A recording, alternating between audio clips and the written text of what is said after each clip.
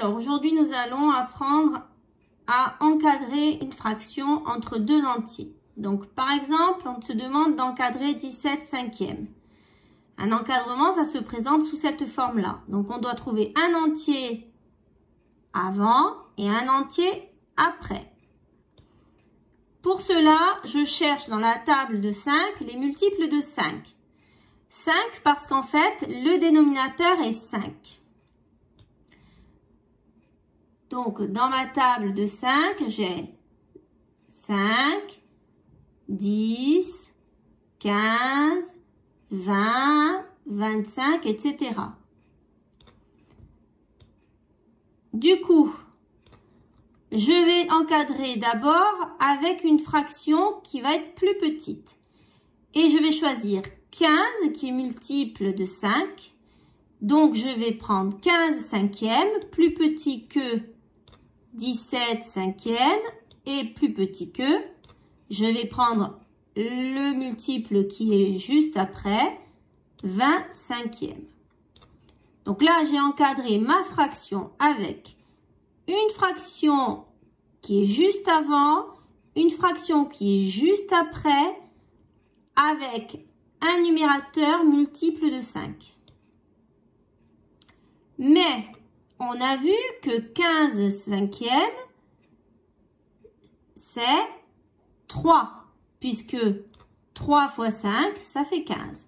Et on a aussi vu que 20 cinquièmes, ça fait 4, puisque 4 fois 5, ça fait 20. Voilà pourquoi on a pris 15 et 20. Voilà pourquoi on a cherché des multiples de 5. Pour pouvoir après avoir des entiers.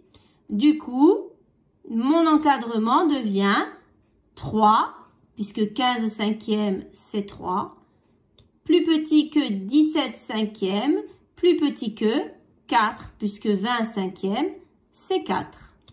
Donc, finalement, pour encadrer une fraction entre deux entiers, il faut trouver le multiple du dénominateur plus petit que le numérateur. 15, c'est un multiple qui est juste avant 17. Et ensuite, prendre le multiple suivant, c'est-à-dire ici 20. Alors, nous allons faire quelques exemples. Premier exemple, avec 64 dixièmes. Donc, je cherche les multiples de 10. 10, 20, 30, 40, 50, 60, 70. Je m'arrête puisque moi, mon numérateur, c'est 64. Donc, finalement, je vais prendre 60 qui est plus petit juste avant et 70 qui est plus grand juste après. Donc, ma fraction plus petite, ça va être 70e et la fraction plus grande, ça va être 70 dixièmes. 70e, ça fait 6. Et 70 dixièmes, ça fait 7. Un autre exemple. Avec 17 tiers, je cherche donc les multiples de 3. 3, 6, 9, 12, 15, 18. Je m'arrête puisque j'ai dépassé 17. Donc, juste avant 17, j'ai 15. Juste après, j'ai 18. Je vais donc avoir comme fraction plus petite 15 tiers et comme fraction plus grande 18 tiers.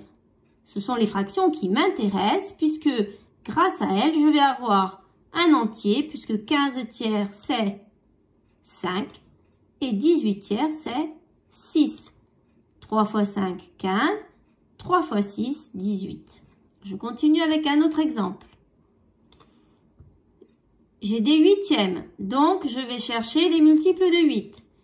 8, 16, 24, 32, 40, 48, 56.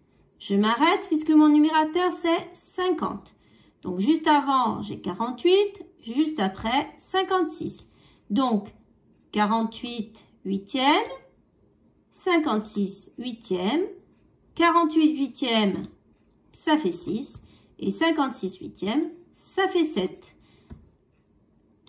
On continue avec un dernier exemple. 327 centièmes. Je vais donc chercher les multiples de 100. 100, 200, 300, 400, etc. Mais moi, ça me suffit dans mon cas. Le multiple juste avant 327, c'est 300. Et le multiple juste après, c'est 400. Donc, je vais avoir 300 centièmes, plus petit que 327 centièmes, plus